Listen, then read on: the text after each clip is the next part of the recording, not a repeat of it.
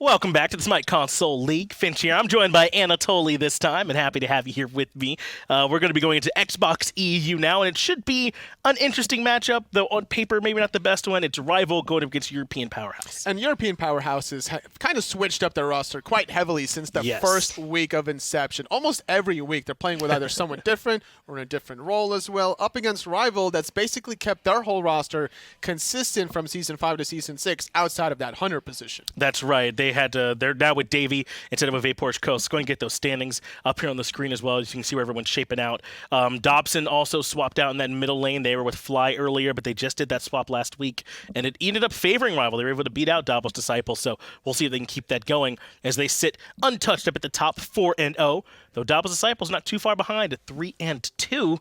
It'll be hard to catch them, though, if Rival get this win today. Oh, it definitely will be harder. But European Powerhouse is on the opposite side of the playing field. Yes. It's like the David versus Goliath matchup. It exactly here. is. It's basically a complete mirrored matchup. They're 4-0 versus 0-4, +7 on one side, -7 on the other. So you would think going into this matchup that it is going to be lopsided, but you can never really count out any team going into the Pro League, the Minor League, even the Console League. Yeah, just our last set was exactly that, right? Where Maverick was going up against a team that hadn't won any games just yet, and unfortunately they ended up dropping. Yeah. That's right. At least if you're a fan of Maverick, it's That's right. VGS Gods finding their first set victory ever there. And they didn't look as if they didn't have any wins under their belt. They looked like they were playing with that confidence, like, hey, we're like, the top team out there in the league. And that's how EP going into Rival today is going to have to play, as if they're the top dogs. And their team is so different from what the team was before that maybe they can shrug off some of that. I mean, it's not as if they took losses as this unit. I mean, Visify, Genesis, Dave, Tiger. I mean,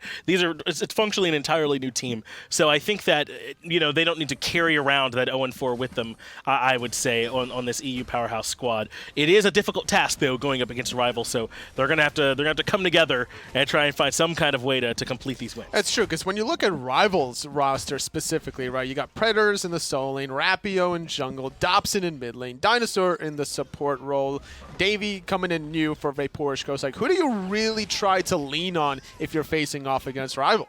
Well, hopefully into Genesis. He's one of the ones who hasn't been swamped out. He was jungling for them before and is jungling for them still now. So maybe that's where you go. Try to find that focal point on your team where there is, some of that consistency still and try and build around that. We saw in last game, right? Drizzle came in for VJ's Gods and played very well. So maybe that same thing can happen here where you try and focus around your jungler and try and win that matchup because it's going to be difficult for it to happen in mid or Hunter. Dobson and Davey, those two guys could be so dominant. It's difficult to get an advantage over them. You need to find any way you can, whether it's the invades or the objective control through the Gold Furies. Maybe having the early 2v2 lane pressure is going to be the key focus point. Getting the Xbalanque, I think, is going to be the key element in picks and bans. That's right, yeah. We've seen Xbalanque be first picked a lot of the time because the bans have switched up a little bit. It looks like Freya has not been valued at all so far. Merlin has made it through the second ban phase both times as well, so I'm curious where he'll go. Freya has risen up in value too. She's been getting first ban, so there's some interesting God picks, shakeups that are happening. Even despite some of the nerfs, like, people still don't want to face off against Freya. Just let's not deal with this, honestly. King Arthur as well, not going to be probably seeing much playing time. No, I doubt we'll be seeing King Arthur get picked very much in this matchup either. No real reason to allow that guy through.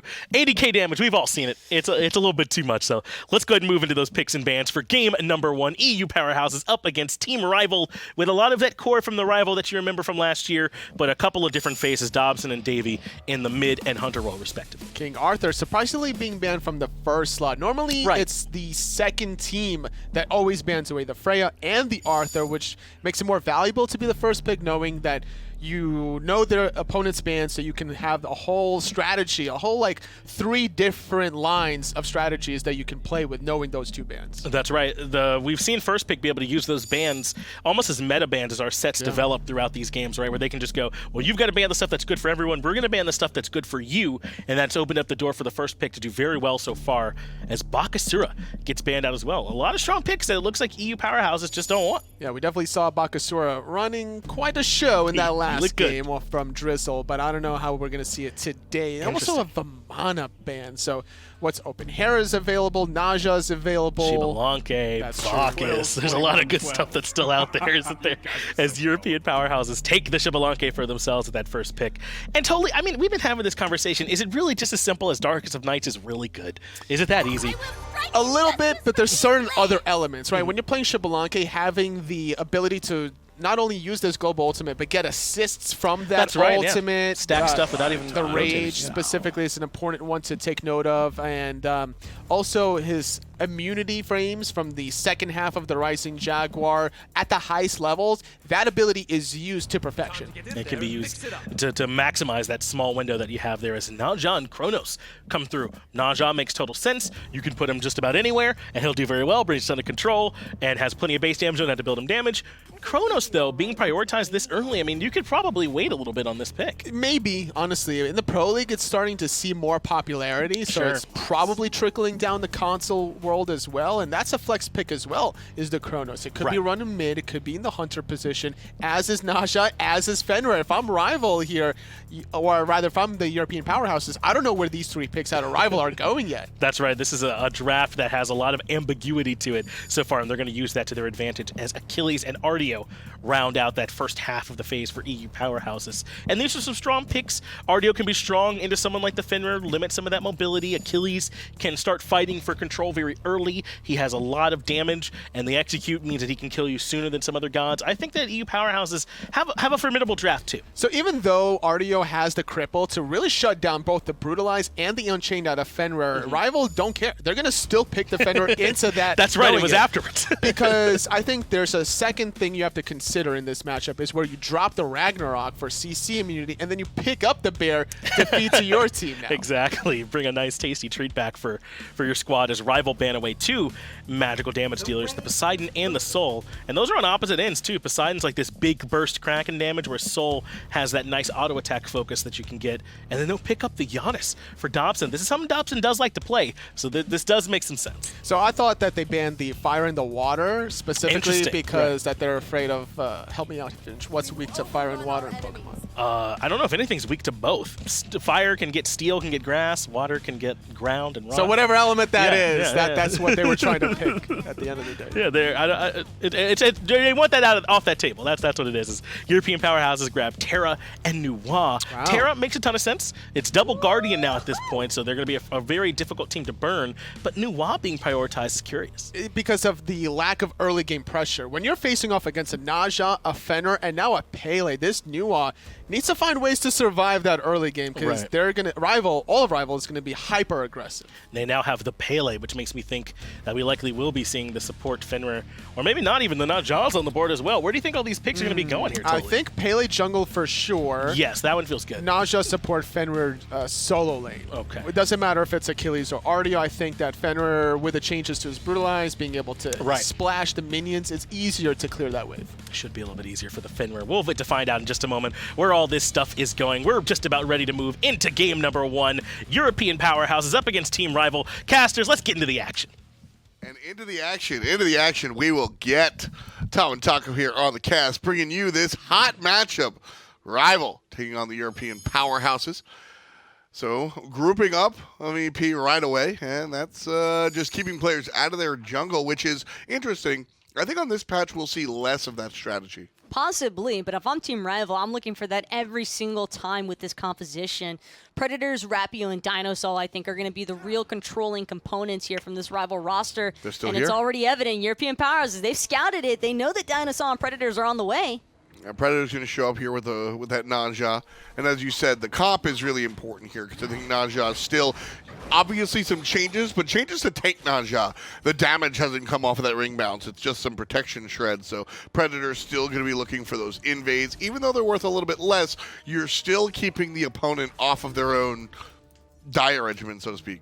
Bad news bears, though, for European powerhouses, but could get a little bit better here. No, instead, Davey just going to barely manage to finish clearing out that purple buff for his own.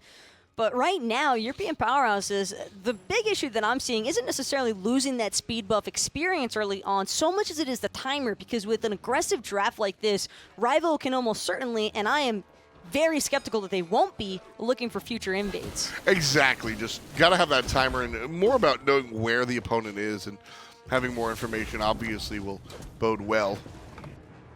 Missed portal. I like the attempt at it, but not going to be really perfect there. Now one more time, just to return into the jungle. This duo lane here with the Chronos. Chronos has been a powerful character, but we've seen him from time to time sort of in the middle lane. How do you think this duo lane is going to fare? I think that Chronos and Duo can be make it or break it, but at the same time, Davey is against the Xbalanque, and I do feel as though this is a slightly more favorable matchup for the Chronos, but not so favorable for Dave Jr., but a nice Achilles stun from Genesis, going to keep the life of his mid laner for right now. Yeah, that's a huge deal right there coming out from Genesis. If that stun doesn't come through, we actually see a first blood beads forced out on the Nuwa, and now that that's the situation, the next 140 seconds belong to Team Rival. Nuwa, not exactly an early game character. Gonna be a scrum on the left side though, Taco. There's a no stun, actually. The follow-up Brutalize will do damage onto Xbalanque, but not enough to kill the Hunter before he reaches the tower. Starting to wonder if Dinosaur should have just started off with that Brutalize, comparing the amount of damage it did, unlike that Unchained. But still nice on the Fenrir, I think, to be consistently landing that Unchained, just in case you are able to find the stun. Rapio doing exactly what I was expecting Rival to be looking for as well. Invading that speed buff from European powerhouses relentlessly. Well, there's another jump, forcing out the beads, however, and with the beads, now Team Rival in a bad spot. Basics with the Hunter and the support will do it. And Sakuel will pick that one up. European powerhouses first up top. Really wise toggling, but even better still is Genesis coming in for this rotation, and the stun will be off the mark here, so Genesis is going to have no trouble whatsoever taking out Davey. And even better still, European Powerhouses bringing down this purple buff.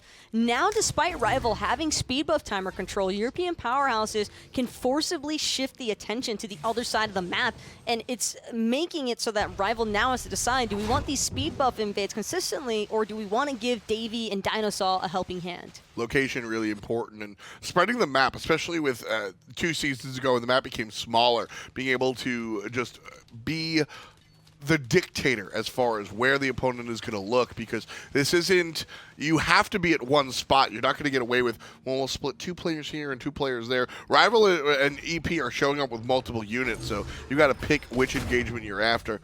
I love the way that you highlighted that on the left-hand side, and because of that, now European powerhouses kind of have control of their speed buff again. It also felt a little bit too aggressive from Dinosaur and Davey there, Yeah. honestly. I like that Dinosaur had the choke point cut off initially, but after that, the creep wave damage that Dinosaur actually took, you have to remember, you are rocking the Fenrir support. You're not necessarily a Guardian with the same level of defenses this early on. And Guardian's Blessing, sure, it can throw you a bone, but it's not going to ultimately save your life. And Terra Xbalanque, that might be a dual lane that you can't really afford to tango too early in. Yeah, you take a lot of damage from the Terra control before you even realize it, and then Chibi slows you down, and all of a sudden you're just up a creek, so good to keep an eye on that one. European powerhouses finally confirmed their speed buff. A nice look there from Genesis. And again, that's basically off of the back. Predator's the only one here. That left side scrum brings other people in that location. I love that from Visify, though. Hold that thought, though. Could be a little bit of action here taking place, but Rival will be able to disengage, or so it seems.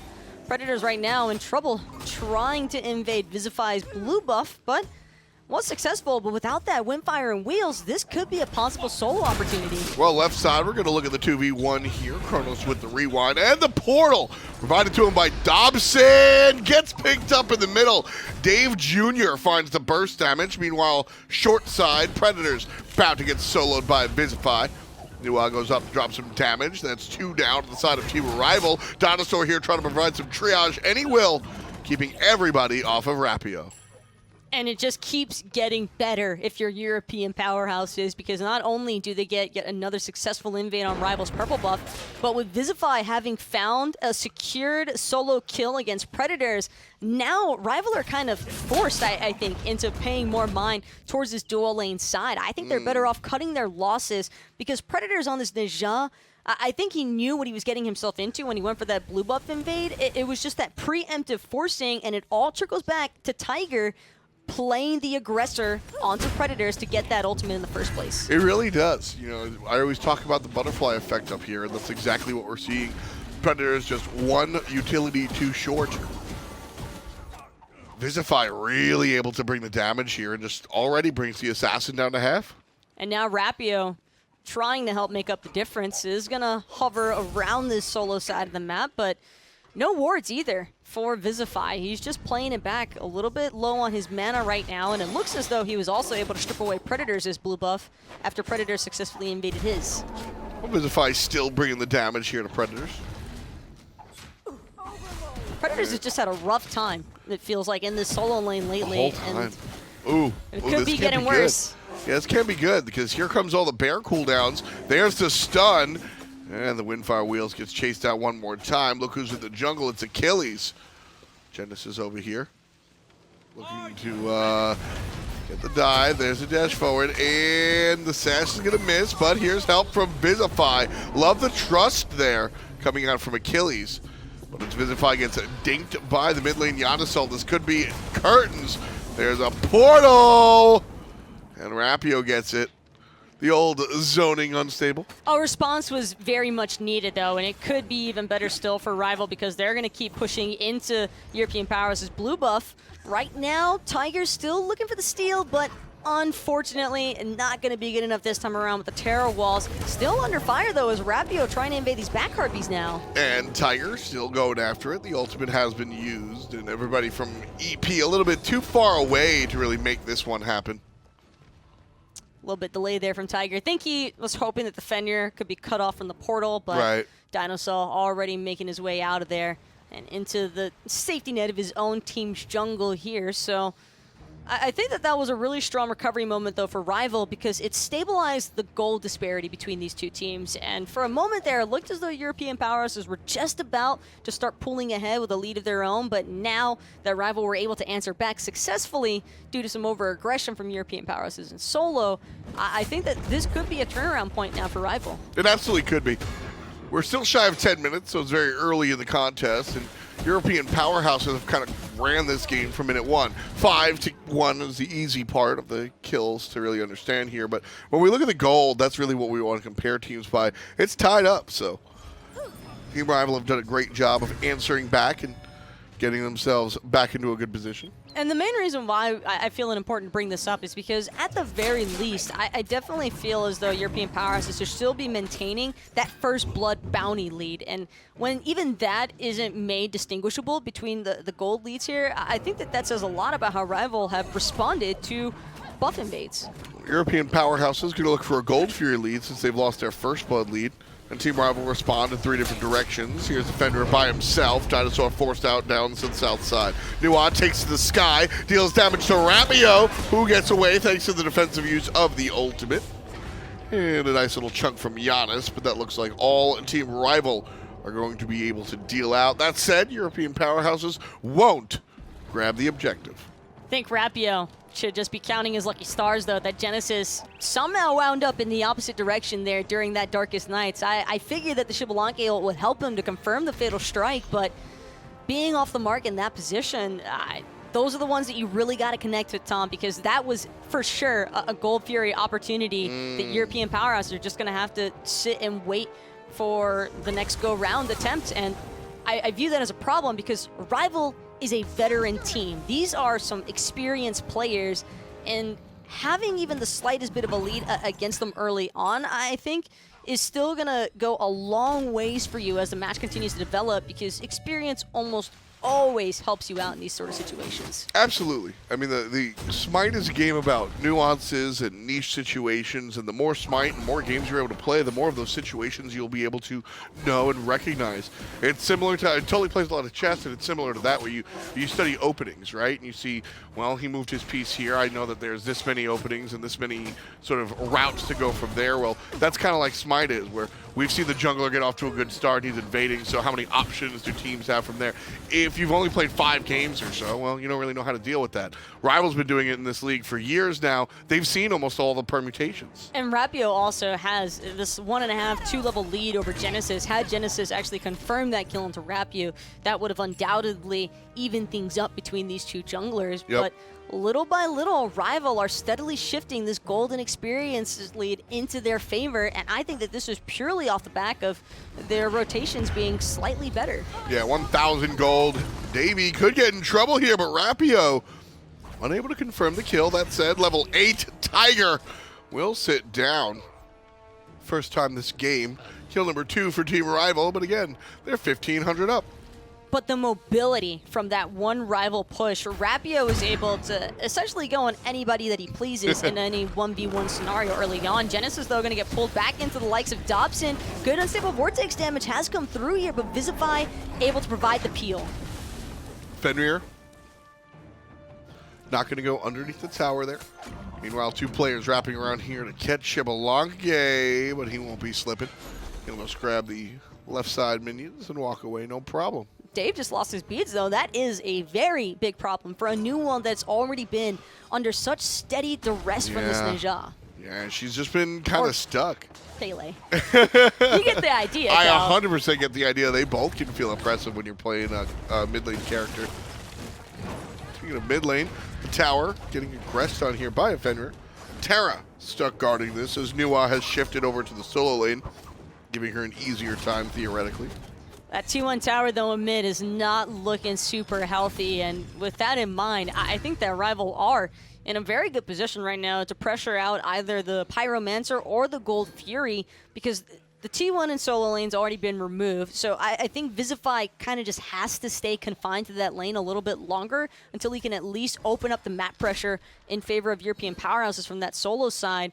But while he's doing that, you can be sure that Predators is bound to be making the rotations, and having this level 12 Ninja to come into the fight, sure, he might be 0-2 currently, right, but that doesn't mean that he still can't play setup, man. And that's the thing is that I love the way that you said, brought that statement up, because I think that that's really what Naja does. Some people talk about playing Naja from behind and how he doesn't really bring that much. I really disagree. I think the ability to just ult somebody and set another teammate up, that'll go so far.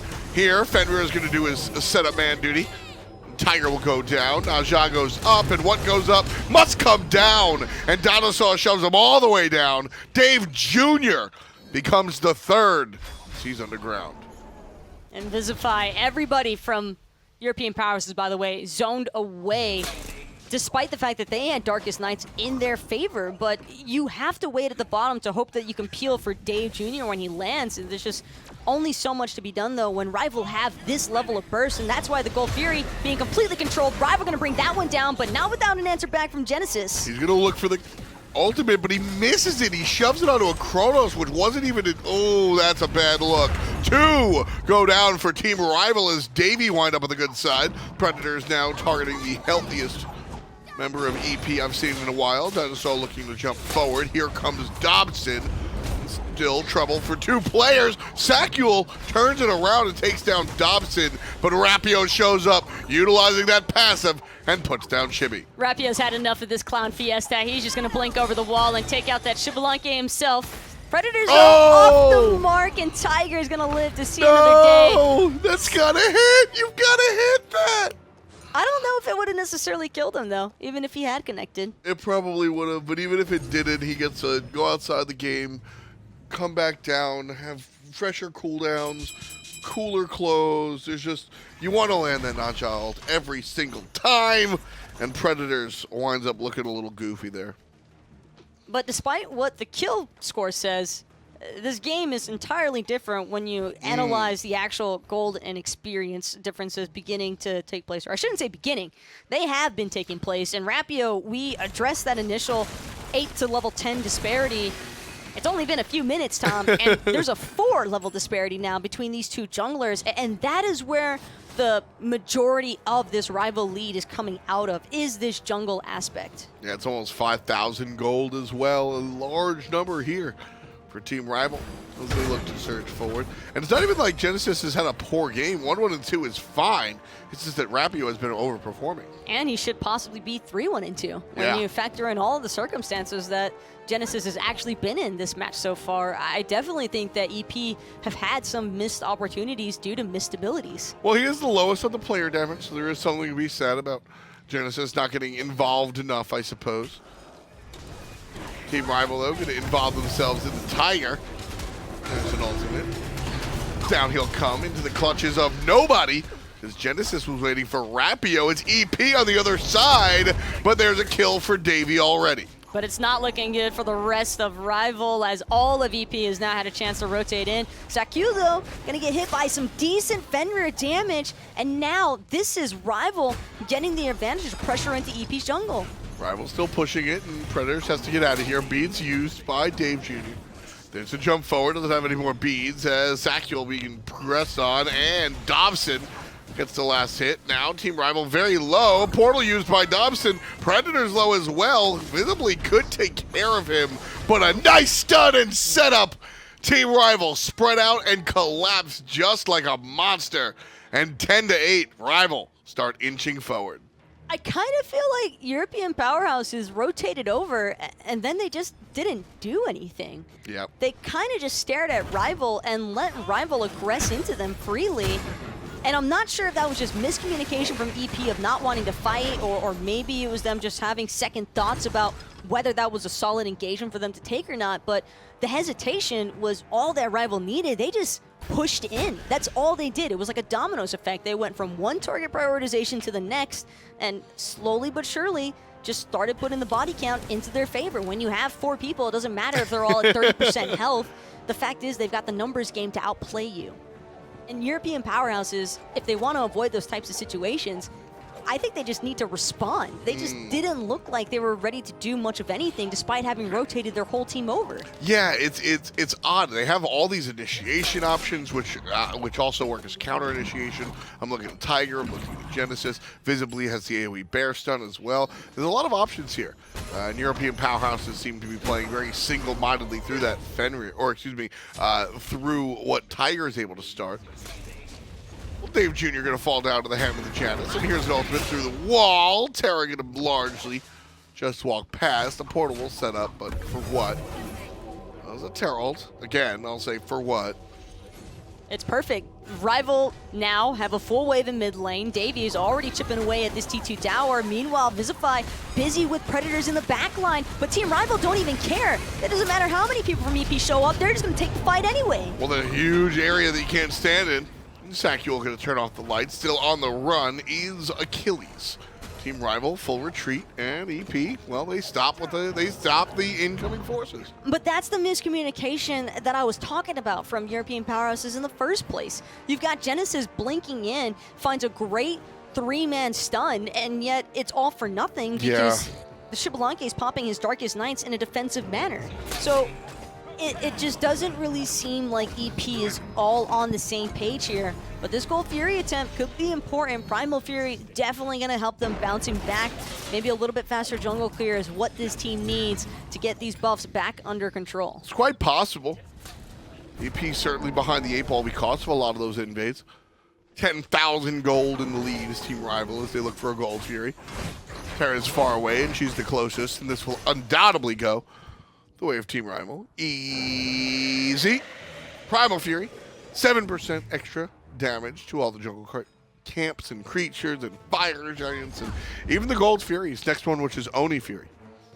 I'm kind of just in disbelief, though, that Predators has successfully managed to go from this 0-2-0 Neja to an 0-3-9 situation, and it largely feels like these have been 9 unresponded to picks from European powerhouses. This team has definitely been struggling, I think, to find their momentum in these engagements, and I'm just not really certain if it's them second-guessing their damage numbers or if they're just that concerned about Rapio finding a flank around into the backline. But whatever the case, I just want to see some commitment from European powerhouses, either into a disengage or into the initiation. I agree. I think there's a couple of tools that Rival can use. You mentioned Predators kind of back in it on this Naja. I mean, Dobson has enabled a whole bunch. We'll see if he's able to continue that as the fight rages on in the middle lane.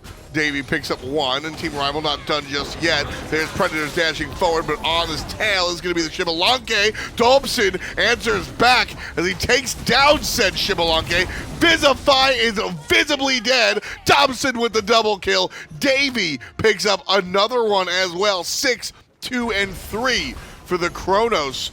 And the mid lane Phoenix will go down here. Team Rival, they're not aiming for the truck. They're going right for it. The Titans in the view. And this one looks like it could be Rivals. They don't have a reason to wait. Genesis is going to be unable to confirm any executes with that fatal strike. I'm not even sure that anybody was even in range just then. But by the time Tiger respawns, it's just simply too late. Rival, in a fairly quick fashion, just collapse into EP. Yeah, beautiful play there coming out from Team Rival. European powerhouses started off, right? They had a lot of the right thought process, but what wound up happening was Rival was just able to answer back a little bit too often.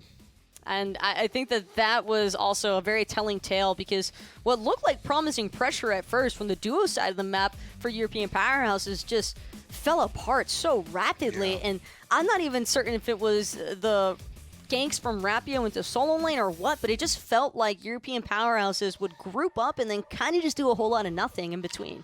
It was tough. We'll see if European powerhouses can adapt and overcome. We'll bring it down to the desk with Finch and Tully. Thanks, Tom. That was a good-looking set and a good-looking sweater, too. I didn't get a good look at that in the green room. I kind of liked it, yeah. Both our casters looking good over there, but EU powerhouses were not. Totally. Talk to me a little bit about what you thought went wrong in this one, because in the early game, they were getting plenty of kills. That's they were right. certainly fighting well with them. There were 4 kills early on. There was even a solo kill in that laning phase where Predators fell very early to Vizify.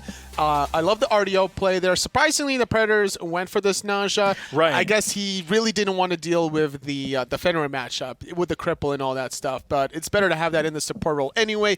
And then things started to turn around once we saw more rotations coming through. Rapio making it happen. Dobson on the Giannis enabled a lot of plays to happen, and the new Wa couldn't really stop that from happening in that early to mid game. So giving up a lot of objective control. Predators, despite being down 0-2, was actually a level ahead at one point, like level 10 versus level 9 from Vizify. So once he started making those rotations, he isolated out Dave Jr. playing the new one. That's where things started to roll for Rival. I agree. I think Dave wasn't able to do much of anything in that middle lane on this Nuwa pick. I think mostly it was the fact that he was Nuwa, but also that Dobson was all over the map. Both he and Davey on this Kronos, who we're following along with now, had their footprints all over this game. But you're right, Tully. This game started so poorly for Rival, right? It wasn't just that they got soloed over there for Predators. A Dinosaur fell for first blood on the Fenrir as well in an unnecessary death. But what they had was experience.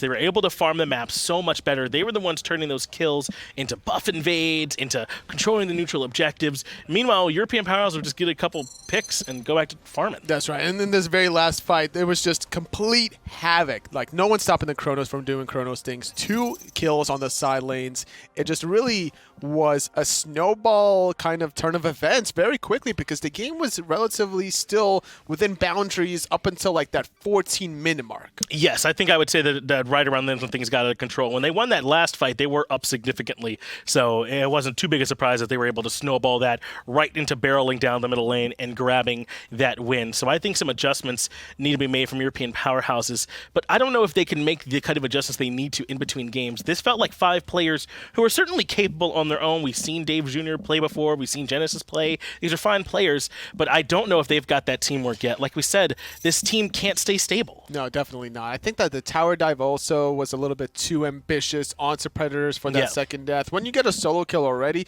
normally you don't want to lean on that kill. Like, there's no assistance already to be had. There was a 2-level advantage that Vizify had, so that rotation from Genesis could have been fruitful elsewhere. I think I agree with you, right? Maybe pull back a little bit on the aggression, some for European powerhouses, and if possible, get Dave Jr. some better picks.